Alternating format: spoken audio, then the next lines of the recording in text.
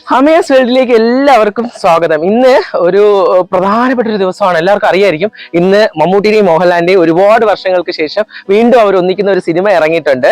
പക്ഷെ അതിന്റെ വിശേഷങ്ങളെ കുറിച്ചാണ് പറയാൻ പോകുന്നത്. പക്ഷെ അതിനു മുമ്പ് എന്റെ വീഡിയോ ലൈക്ക് ചെയ്യുക, ഷെയർ ചെയ്യുക, സബ്സ്ക്രൈബ് ചെയ്യുക മറക്കരുത്. എങ്കിൽ മാത്രമേ എനിക്ക് മുന്നോട്ട് പോകാൻ പറ്റുള്ളൂ. അപ്പോൾ ഞാൻ ഇന്ന് മാംഗോ ചില്ലി മച്ചാൻ സിനിമ കണ്ട് ഇറങ്ങി. കുറേ കൂട്ടുകാർ എല്ലാവരും സിനിമ കണ്ട് ഇറങ്ങിയിട്ടുണ്ട്. അപ്പം ആ സിനിമയുടെ റിവ്യൂവും കാര്യങ്ങളൊക്കെ ഇന്ന് ഇപ്പൊ ഇവിടെ മുതൽ തുടങ്ങി അങ്ങോട്ട് ഞാൻ ഇന്നത്തെ വ്ളോഗിൽ ആ സിനിമയെ കുറിച്ചുള്ള ഡീറ്റെയിൽസ് ആയിരിക്കും പറയുന്നത്. എന്നിട്ട് ഇന്ന് തന്നെ ഞാൻ ആ സിനിമ കാണാൻ പോകും. രാത്രി പോകണമെന്ന് വെച്ചാൽ ഞാൻ ബുക്ക് മൈ ഷോയിൽ നോക്കിയപ്പോൾ ഭയങ്കര എല്ലാം ഫുള്ളാണ് കേട്ടോ. ഒരു ടിക്കറ്റ് പോലും കിട്ടാനില്ല.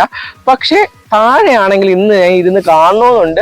പക്ഷെ ഇന്ന് നടന്നില്ല എങ്കിൽ ഞാൻ നാളെ കാണും. പക്ഷെ ആ സിനിമയുടെ അഭിപ്രായങ്ങൾ അറിയുക എന്നുള്ളതല്ലേ ഏറ്റവും വലിയ കാര്യം. അപ്പോൾ നമുക്ക് അങ്ങോട്ട് പോകാം. ഒരുപാടിട്ട് വലിച്ചു നീട്ടുന്നില്ല. നമുക്ക് ഓരോരുത്തരുടെ അഭിപ്രായങ്ങൾ അറിയാം. ആ അഭിപ്രായങ്ങൾ അറിഞ്ഞതിന് ശേഷം അത് നിങ്ങളെയും കാണിക്കും. നിങ്ങളും കൊള്ളാമെങ്കിൽ അഭിപ്രായങ്ങൾ അറിഞ്ഞത് ഞാൻ കണ്ടില്ലല്ലോ, അപ്പൊ എനിക്ക് എന്താണ് തന്നെ. പക്ഷെ കൊള്ളാമെങ്കിലും ഇല്ലെങ്കിലും, കൊള്ളാമായിരിക്കും കൊള്ളാതിരിക്കത്തില്ല, മഹേഷ് നാരായണന്റെ സിനിമയാണ്. അപ്പോ കൊള്ളാമെങ്കിലും ഇല്ലെങ്കിലും ഞാൻ സിനിമ കാണും. കാരണം വേറൊന്നുമല്ല, ലാലേട്ടനും മമ്മൂക്കയും ഒരുമിച്ച് അഭിനയിച്ച സിനിമ കുറേ ദിവസങ്ങൾക്ക് ശേഷമാണ് കാണുന്നത്. അതുകൊണ്ട് മാത്രം. അപ്പൊ ബാബാ, നമുക്ക് അങ്ങോട്ട് പോവാം. അങ്ങനെ ഞങ്ങൾ ഷൂട്ട് കഴിഞ്ഞു. ഷൂട്ടിംഗ് സ്ഥലത്താണ് ഇപ്പോ. ഞാൻ നേരത്തെ പറഞ്ഞില്ലേ, മാംഗോ ചില്ലി മച്ചാൻ അറിയാലോ എല്ലാവർക്കും. അപ്പൊ മാംഗോ ചില്ലി മച്ചാൻ കൂടെ ഉണ്ട്. അതുപോലെ തന്നെ താരാലക്ഷ്മി ഉണ്ട്, മോള് ദേവി ഉണ്ട്. അപ്പോ മാംഗോ ചില്ലി മച്ചാൻ രാവിലെ ഞാൻ പറഞ്ഞതുപോലെ ഒരു സംഭവം കഴിഞ്ഞിട്ടാണ് ഇവിടെ വന്നിരിക്കുന്നത്. നമ്മുടെ മോഹൻലാലിന്റെയും മമ്മൂട്ടിയുടെ ഒക്കെ സിനിമ കണ്ടിട്ട് വന്നിരിക്കുകയാണ്. ഒരു എക്സ്പീരിയൻസ് ഒന്ന് പറയാവോ? നമ്മളെ വെട്ടറേറ്റ് കണ്ടിട്ടാണ് ഞാൻ വന്നത്. അത് ഞാൻ അമ്മയെ കാണാൻ വേണ്ടി വിളിച്ച്. അപ്പം പറഞ്ഞ ചേട്ടാ എനിക്ക് ഉറങ്ങണം, വരാൻ പറ്റൂല. പിന്നീട് രാവിലെ തിയേറ്ററിൽ ഇരുന്നപ്പോഴത്തേക്കും ചേട്ടാ സിനിമ തുടങ്ങിയത്, ചേട്ടാ ഇപ്പൊ ടിക്കറ്റ് എടുത്ത് തരാൻ പറ്റും, ഫ്ലൈറ്റ് പിടിച്ച് വരാതെ ഫ്ലൈറ്റ് പിടിച്ച് ഞാൻ ഫ്ലൈറ്റ് പിടിച്ചാലും പോകും. എന്നാൽ സിനിമയെ കുറിച്ച് ഒന്ന് രണ്ട് വാക്ക് ഞാൻ പറയാം. ഇനി മോഹൻലാലും മമ്മൂട്ടി എന്നുള്ള ഒരു ഒരുമിച്ചുള്ള ഒരു സിനിമ ഇനി ഉണ്ടോ പോലെന്ന് അറിയില്ല. കാര്യം മമ്മൂട്ടിക്ക് 76 വയസ്സായി, മോഹൻലാലിന് 60 വയസ്സിന് മുകളിലായി. അപ്പം നാളത്തെ അവരുടെ ജീവിതം എങ്ങനെയാണ് നമുക്ക് ആരും നമുക്ക് ഒരിക്കലും പറയാൻ പറ്റില്ല. അങ്ങനെ പറയരുത്. അല്ല ഞാൻ അങ്ങനെ പറഞ്ഞതല്ല. ഇനി അങ്ങനെ ഒരു അവസരം കിട്ടുമല്ലോ നമുക്ക് അറിയില്ല. അപ്പൊ എല്ലാവരും ഈ സിനിമ പോയി കാണണം. ലാലേട്ടനും മമ്മൂട്ടിയായിട്ടുള്ള 2020 ശേഷം ഒരുപാട് നാൾക്ക് ശേഷം ഇങ്ങനെ ഒരു പടം വന്നതാണ്. അപ്പൊ എല്ലാവരും ഈ സിനിമ പോയി ഒന്ന് കാണണം എന്നാണ് എന്റെ ഒരു അഭിപ്രായം. അപ്പൊ ഞാൻ ചോദിക്കട്ടെ, ഹരികൃഷ്ണൻ പോലെയാണോ? ഹരികൃഷ്ണൻ പോലെയല്ല, 2020 പോലെയല്ല. ഇത് മലയാള സിനിമ ഇപ്പം പണ്ടത്തെ കാലം ഭയങ്കരമായിട്ടും വളർന്നു. അപ്പൊ ഞാൻ കാര്യം ചോദിക്കട്ടെ, പ്രശ്നം ഉണ്ടാക്കരുത്. പ്രശ്നം ഉണ്ടാകുന്നില്ല. ഇപ്പം മാംഗോ ചില്ലി മച്ചാൻ ഒരു ഇഷ്ടം ഉണ്ടല്ലോ. അപ്പം അതിനകത്ത് ലാലേട്ടന് ഇഷ്ടപ്പെട്ടോ മമ്മൂക്കയെ ഇഷ്ടപ്പെട്ടോ? അങ്ങനെ ഇഷ്ടപ്പെടുകയാണെങ്കിൽ അതില് ആ സിനിമയിലെ ക്യാരക്ടർ വെച്ച് നോക്കുകയാണെങ്കിൽ മമ്മൂട്ടിക്ക് പറ്റിയ ക്യാരക്ടറാണ്. കാര്യം ഇപ്പൊ ആ ഒരു പ്രായത്തിനനുസരിച്ചുള്ള ഇപ്പൊ ഒരു സുഖമില്ലായ്മയുള്ള ഒരു പോക്കാണ്. അപ്പൊ ആ ഒരു രീതിക്കുള്ള ക്യാരക്ടറാണ് മമ്മൂക്ക എടുത്തിരിക്കുന്നത് ശരിക്കും. ഇപ്പൊ ലാലേട്ടൻ കുറച്ചുകൂടെ പഞ്ചിങ് പോലെയാണ്. അപ്പം ലാലേട്ടൻ കുറച്ചുകൂടെ പവർഫുൾ ആയിട്ടാണ് ഇതിൽ വന്നിരിക്കുന്നത്. അപ്പം ലാലേട്ടൻ നല്ല പവറായിട്ടും വന്നിട്ടുണ്ട്, മമ്മൂക്ക നല്ല രീതിയിൽ ഒരു അഭിനയത്തോടും വന്നിട്ടുണ്ട്. അപ്പൊ ഞാനത് ചോദിക്കട്ടെ, എന്നെ പോലെ ഒരു നടിയുണ്ടല്ലോ അതിനകത്ത്, നയൻതാര. ചുമ്മാട്ടാ, ഞാൻ അമ്മയെ തന്നെയാണ്, നയൻതാരയൊന്നും അല്ല. എനിക്ക് ആരെ പോലെ ആവണമെന്ന് ഒരു ഇഷ്ടമില്ല. എങ്ങനെയുണ്ടായിരുന്നു ലേഡി സൂപ്പർ സ്റ്റാർ തമിഴിന്റെ? വലിയ ഗുണമൊന്നുമില്ലായിരുന്നു. പണ്ടൊക്കെ നയൻതാര ആക്കുമ്പോഴത്തേക്കൊക്കെ ഭയങ്കര സംഭവമായിരുന്നു. ഇപ്പൊ എന്തുമാത്രം കൊച്ചു പിള്ളേരെ ഇറങ്ങി. അപ്പൊ അതിനകത്ത് വേറെ നടിയൊന്നുമില്ല. അതിൽ വേറൊരു നടി ഉണ്ടായിരുന്നു. ശരിക്കും പറഞ്ഞാൽ എനിക്ക് അവരാണ് ഇഷ്ടപ്പെട്ടത്. ദർശന. ഏതില്? നമ്മളെ ഇതിലാ ദർശനയാണോ? അയ്യോ, അതേത്? അതല്ല ദർശന. പക്ഷെ മമ്മൂക്കയുടെ ഗംഭീര പെർഫോമൻസ് ആയിരുന്നു. നയൻതാരയൊന്നും കാല് വെട്ടത്ത് എത്തൂല അവളുടെ പെർഫോമൻസിൽ. ഞാൻ കുറ്റം പറയുന്നതല്ല, കിട്ടില്ല. അമ്മാതിരി പെർഫോമൻസ്, ഭയങ്കര അഭിനയായിരുന്നല്ലേ. കിട്ടില്ല. എനിക്ക് അവരോടൊന്ന് വീഡിയോ ചെയ്യണമെന്ന് ആഗ്രഹമുണ്ട്. ആണോ? അപ്പൊ ഇത് കാണുന്ന ദർശനല്ലേ, അതിന്റെ പേരും ദർശന എന്നാണോ? ദർശന കാണുന്നുണ്ടെങ്കിൽ മാംഗോ ചില്ലി മച്ചാനെ വീഡിയോ ചെയ്യണമെന്നുണ്ടെന്ന് കേട്ടോ. അപ്പൊ അതിനൊരു അവസരം കിട്ടും ഉടനെ തന്നെ. എന്തിനാ നയൻതാര വലിയ ഇതൊന്നും ഇല്ലായിരുന്നു, വെറുതെ. പക്ഷെ എനിക്ക് ഭയങ്കര ഇഷ്ടമാണ് കേട്ടോ നയൻതാരേനെ. എനിക്ക് വിസ്മയത്തുമ്പത്ത് അവരുടെ ഫസ്റ്റ് മൂവിയാണ്. അതില് ലാലേട്ടന്റെ ഇല്ലെങ്കിൽ ഈ പൊതുവെ ആണുങ്ങൾക്കൊക്കെ സൗന്ദര്യമുള്ളവരെ കണ്ട ഭയങ്കര അസൂയ. അങ്ങനെയാണോ? അങ്ങനെയല്ല. പിന്നെ എന്താണ് നയൻതാരയെ കൊള്ളൂല എന്ന് പറയാൻ കാരണം? അല്ല, അവര് പണ്ടത്തെ അതിൽ ആക്ടിങ് കൊള്ളൂല. ആക്ടിങ് വിസ്മയത്തുമ്പത്ത് പോലെ ആയില്ല.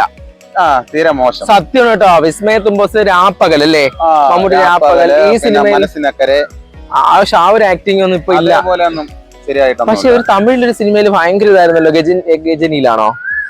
ഗജനിയിലല്ല, ഗജനിയിലാണോ? ഗജനിയിൽ നയൻതാര തകർത്ത സിനിമ ഇതിൽ പെർഫോം ചെയ്യാൻ അവസരം ഇല്ല, അവർക്ക് ഒരുപാട് സീൻസ് ഇല്ല, കുറച്ചേ ഉള്ളൂ.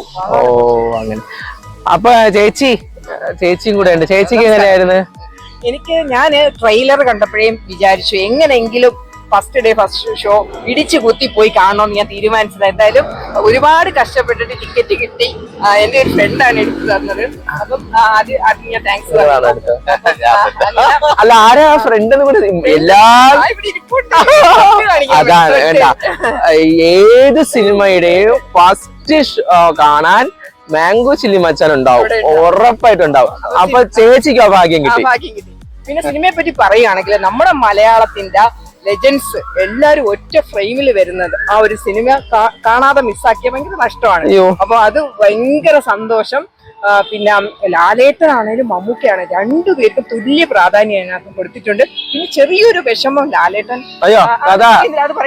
സസ്പെൻസ് ആണ് എന്റെ അടുത്ത് പറഞ്ഞു. അപ്പൊ ഞാൻ പറഞ്ഞ സസ്പെൻസ് പറയുന്നില്ല, പക്ഷെ രണ്ടുപേർക്കും ഇമ്പോർട്ടൻസ് കൊടുത്തു. അതുകൊണ്ട് ഭയങ്കര ലാലേട്ടൻ ഫാൻസും മമ്മൂക്ക ഫാൻസും ഭയങ്കര ഹാപ്പി ആയിരുന്നു, നമ്മളും ഹാപ്പി. പിന്നെ എനിക്കൊരു ചെറിയൊരു എതിർപ്പുണ്ട്. എനിക്ക് നയൻതാരയെ ഭയങ്കരമായിട്ട് ഇഷ്ടപ്പെട്ടു. ഇഷ്ടമാണല്ലേ? ആ വരുന്ന ലുക്ക് തന്നെ ഒരു രസമല്ലേ? അങ്ങനെയല്ല, ഞാൻ കാര്യം പറയട്ടെ. ഇപ്പം മാംഗോ ചില്ലി മച്ചാൻ ഇപ്പോ മച്ചാനായിട്ട് ഇങ്ങനെ കയറി വരെയല്ലേ, കുറച്ചുകൂടെ കഴിയുമ്പോ മാംഗോ ചില്ലി മച്ചാനെ പിടിച്ചാൽ കിട്ടൂല. അപ്പൊ ആ സമയത്ത് പറയില്ലേ, മാംഗോ ചില്ലി മച്ചാൻ ആദ്യം ഭയങ്കര പാവമായിരുന്നു, പിന്നീട് മാംഗോ ചില്ലി മച്ചാൻ ഇത്തിരി അഹങ്കാരിയായി എന്ന് പറഞ്ഞ വിഷമാവോ ഇല്ലേ?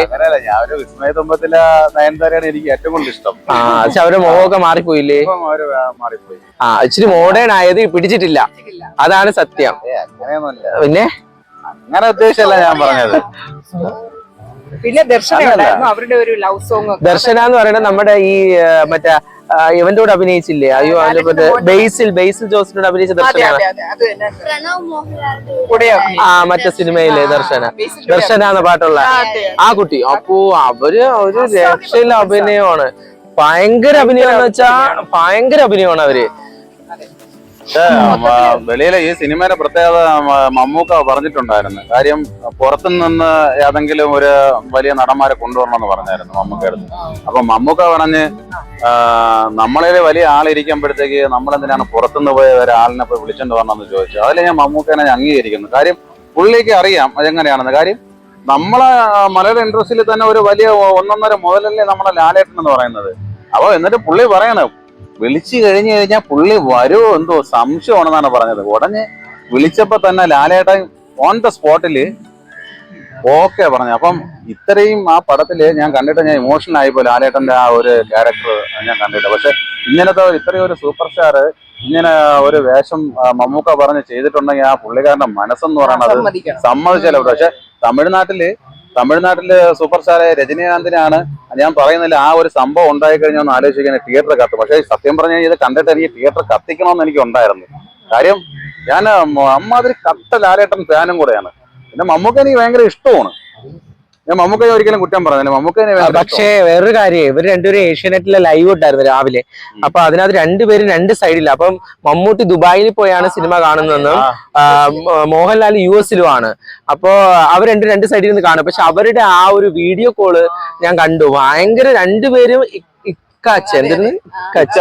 ഇച്ചാക്കെന്നും മറ്റേത് ലാലേട്ടനെ വിളിക്കുന്നത് ലാലു എന്നും. അവർ രണ്ടുപേരും ആ വിളിയിൽ തന്നെയും സംസാരിക്കുന്ന ഒരു രണ്ടുപേരും കൂടെയുള്ള ടോക്കും കണ്ടു. ഭയങ്കര അവർ ആ സിനിമ എത്രത്തോളം ഇഷ്ടപ്പെടുന്നു. അപ്പൊ അവർ അത്രയും എഫേർട്ട് എടുത്തിട്ടുണ്ട് ആ സിനിമയ്ക്ക് ഇല്ലേ?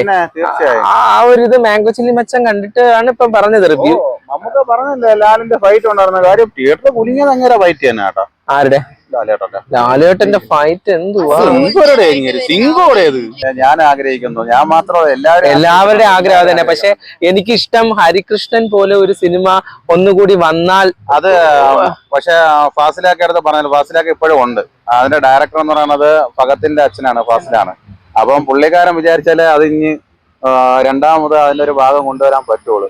പക്ഷെ ഫഹദ് ഫാസിൽ എന്ന് പറയുന്ന ഈ സിനിമയിൽ തകർത്ത് അഭിനയിച്ചിട്ടുണ്ട്. കാര്യം തമിഴിലായിരുന്നാലും തെലുങ്കിലായിരുന്നാലും ഫഹത്തിന്റെ ആ ഒരു കഴിവെന്ന് പറഞ്ഞാൽ അമ്മാതിരി പെർഫോമൻസ്. അപ്പം മലയാളത്തിലെ മെഗാസ്റ്റാറിന്റെയും സൂപ്പർ സ്റ്റാറിനോടെ നിന്ന് ഒറ്റയ്ക്ക് നിന്ന് ഒരു വില്ലനായിട്ട് ആ പൊരുതാനുള്ള ആ ഒരു മനോധൈര്യം, ആ അഭിനയം, ആ ആക്ടിങ്, ആ എക്സ്പ്രഷൻ എല്ലാം വെരി നൈസ്. അപ്പൊ ഞാൻ ഒരു കാര്യം ചോദിച്ചോട്ടെ, നമ്മുടെ ഫഹദ് ഫാസിൽ, ഞാൻ കേട്ട അറിവാണേ, ഫഹദ് ഫാസിൽ ഒരു സമയത്ത് വന്ന് അഭിനയിച്ചതിന് ശേഷം കുറച്ച് ഇടവേള എടുത്തതിന് ശേഷം വീണ്ടും തിരിച്ചു വന്നിട്ടാണ് സിനിമയിലേക്ക് വന്നത്.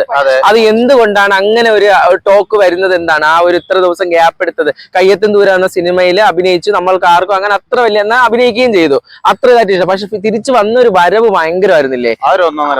അതെന്താണ് അത് കാരണം എന്ന് അറിയാമോ? പുള്ളി ആ ഒരു സിനിമ ഇറങ്ങിയപ്പോ തന്നെ ഞാനും ആ പാട്ട് കണ്ടായിരുന്നു, പൂവേ നീൻ മണിമുറ്റത്ത്, ആ ഒരു പാട്ട് ഞാൻ കണ്ടായിരുന്നു. അത് കണ്ടപ്പോ ഞാൻ വിചാരിച്ചു അതൊരു ഉറക്കം തൂങ്ങി പോയിരുന്നാണ് വിചാരിച്ചത്.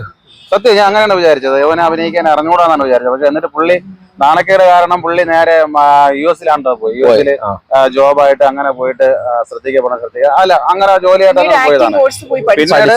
പിന്നീട് പുള്ളി അവിടെ നിന്ന്, പുള്ളിയുടെ അച്ഛൻ തന്നെ ഒരു ഡയറക്ടറാണ്, ഏറ്റവും വലിയൊരു ഡയറക്ടറാണ്. അപ്പം പുള്ളിയുടെ ആ ഒരു ഉപദേശമാണ്, അച്ഛന്റെ ഒരു ഉപദേശമാണ് ഭഗത്തിന്റെ ഇപ്പോഴത്തെ ആ നിറഞ്ഞ ആട്ടം എന്ന് പറയുന്നത്. ഒന്നൊന്നര ആട്ടമാണ് ഓരോ സിനിമയും. സത്യം മലയാള സിനിമ എടുത്ത് മറിക്കണം. അയാളെ പോലെ ഒരു ആക്ടർ ഇനി കിട്ടൂല. കംപ്ലീറ്റ് ആക്ടർ ലാലേട്ടൻ പോയി കഴിഞ്ഞു കഴിഞ്ഞാൽ അടുത്ത ആക്ടർ എന്ന് പറയുന്നത് ഫഹദ് ഫാസിലാണ്.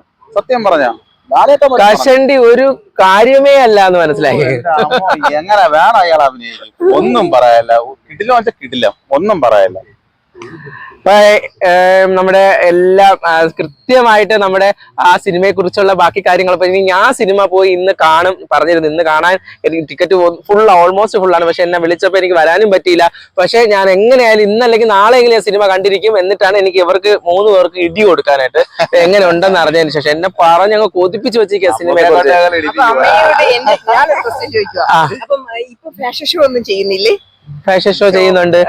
ഈ വരുന്ന 24-ാം തീയതി നമ്മുടെ മാൾ ഓഫ് ട്രാവൻകൂറിലെ AMAയുടെ വലിയൊരു ഫാഷൻ ഷോ നടക്കുന്നുണ്ട്. ആ ഫാഷൻ ഷോയിൽ റാമ്പ് ചെയ്യുക എന്ന് പറയുന്നത് നമ്മൾ ഗസ്റ്റ് ആയിട്ട് പോകുമ്പോഴാണ്. ഞാനപ്പോ അതിൽ റാമ്പ് ചെയ്യും, അതോടൊപ്പം ഗസ്റ്റ് ആണ്, എന്നെ ഗസ്റ്റ് ആയിട്ടാണ് വിളിച്ചിരിക്കുന്നത്. ഞാൻ ഗസ്റ്റ് ആയിട്ട് പോകും. അതൊക്കെ വലിയൊരു കഥയാണ് കേട്ടോ. എന്ന് വെച്ചാൽ അറിയായിരിക്കുമല്ലോ, ഷോകളിലൊക്കെ ഞാൻ ഒരുപാട് പങ്കെടുത്തത്. അന്ന് സമയത്തൊക്കെ ഷോയിലൊക്കെ നമ്മള് നാണം കിട്ടും, ഒരു ട്രാൻസ്മൺ ആയിട്ട് ഒരു ഭയങ്കര സുന്ദരി എന്നല്ല, ഒരുമാതിരിയൊക്കെയാ പോയതും ഒക്കെ. അപ്പൊ ആ സമയത്തൊക്കെ ഒരുപാട് പേര് കളിയാക്കിയിട്ടുണ്ട്. നമ്മുടെ അലനും പറയാറുണ്ട് കേട്ടോ, നമ്മുടെ അലൻ ഉണ്ട്, എപ്പോഴും അലനെ കാണാൻ ആൾക്കാർ കൊതിച്ചിരിക്കുക. അലൻ അവിടെ ഉണ്ട്. അപ്പൊ അലനും അന്ന് ഫാഷൻ ഷോയിൽ എന്റെ കൂടെ ഉണ്ടായിരുന്ന ആളാണ്. അപ്പൊ അലൻ ഇപ്പൊ പറയും അന്നത്തെ അമ്മയും ഇന്നത്തെ അമ്മയും തമ്മിലുള്ള വ്യത്യാസം പറഞ്ഞായിരുന്നു. അപ്പോ ആ ഷോയിലൊക്കെ ഞാൻ വിന്നറായി, കുറെ ഷോകളിലൊക്കെ വിന്നറായിട്ടുണ്ട്. പക്ഷെ അവിടെ നിന്നൊക്കെ പരിഹാസത്തോടു കൂടി തിരിച്ചു വന്ന് എത്രയോ വർഷത്തിന് ശേഷം ഇപ്പൊ അമ്മയ 10ഓളം ഷോകളിൽ ഗസ്റ്റാ, എല്ലാ മുഖ്യ ഷോയിലും ഗസ്റ്റ്. ആദ്യം ഗസ്റ്റായിട്ട് വിളിച്ചപ്പോൾ ഞാൻ ഭയങ്കര പ്രൗഡായിരുന്നു, എനിക്ക് ഭയങ്കര സന്തോഷമാണ് തോന്നിയത്. കാരണം എന്നെ കളിയാക്കിയവരുടെ മുന്നിൽ എനിക്ക് അവിടെ ഷോയിൽ ഇരിക്കാൻ പറ്റി. അതേ ഷോയില് ഞാൻ അന്ന് 8 വർഷം മുമ്പേ പങ്കെടുത്ത അതേ ഷോയിലെ ആൾക്കാർ ഇന്നും അവിടെ കണ്ടസ്റ്റന്റേഴ്സ് ആയിട്ട് മത്സരിക്കുന്നു, റാമ്പ് ചെയ്യുന്നു. അവർക്ക് മാർക്കിടാൻ ജഡ്ജായിട്ടും പിന്നെ ഗസ്റ്റ് ആയിട്ടും ഇരുന്നു. അതാണ് എന്റെ ഏറ്റവും വലിയ ഭാഗ്യമല്ലേ. അത് ദൈവമാണെന്ന് പറയുന്ന ആള് തന്നൊരു ഭാഗ്യമാണ്. അതിപ്പോ ആ ചോദിച്ചത് കൊണ്ട് ഇത്രയും ഞാൻ പറഞ്ഞു കേട്ടോ. E24. അപ്പൊ നമ്മള് ഇത്രയും നേരം നമ്മള് പാട്രിയറ്റ് സിനിമയുടെ വിശേഷങ്ങളാണ്, അതുപോലെ തന്നെ നമ്മളിപ്പോ ഷൂട്ടുമായി ബന്ധപ്പെട്ടാണ് ഇവിടെ വന്നിരുന്നത്. അപ്പം എല്ലാവരും അമേസ് വ്ലോഗ് കണ്ടു ഇഷ്ടപ്പെട്ടു എന്ന് കരുതുന്നു. ഇനി പുതിയ വീഡിയോയുമായിട്ട് അടുത്ത ദിവസം വീണ്ടും വരുന്നതായിരിക്കും. അപ്പം മറക്കരുത് എന്റെ വീഡിയോ ലൈക്ക് ചെയ്യുക, ഷെയർ ചെയ്യുക, സബ്സ്ക്രൈബ് ചെയ്യുക മറക്കരുത്. കൂടെ ഉള്ള ആള് എന്ത് ചെയ്യണം, എന്റെ വീഡിയോ കാണാൻ എന്ത് ചെയ്യണം? ഇത്ര നേരം സഹിച്ചില്ല, ഇത്ര നേരം നമ്മളെ കൂടെ ഉണ്ടായിരുന്നു, റീൽസ് എടുക്കാൻ എല്ലാ കാര്യത്തിനും ഉണ്ടായിരുന്നു. എല്ലാവരും അമേസ് വ്ലോഗിനെ എല്ലാവരും സപ്പോർട്ട് ചെയ്യണം, ലൈക്ക് ചെയ്യണം, ഷെയർ ചെയ്യണം, കമന്റ് ചെയ്യണം, സബ്സ്ക്രൈബ് ചെയ്യണം, എന്തൊക്കെ ചെയ്യാൻ പറ്റും എല്ലാം ചെയ്യണം. മാക്സിമം സപ്പോർട്ട് ചെയ്യുക. നിങ്ങളുടെ വിജയമാണ് ഇനി അടുത്ത പുതിയ ഒരു വീഡിയോയിലോട്ടൊക്കെ നമുക്ക് ഇനി വരാനായിട്ട്.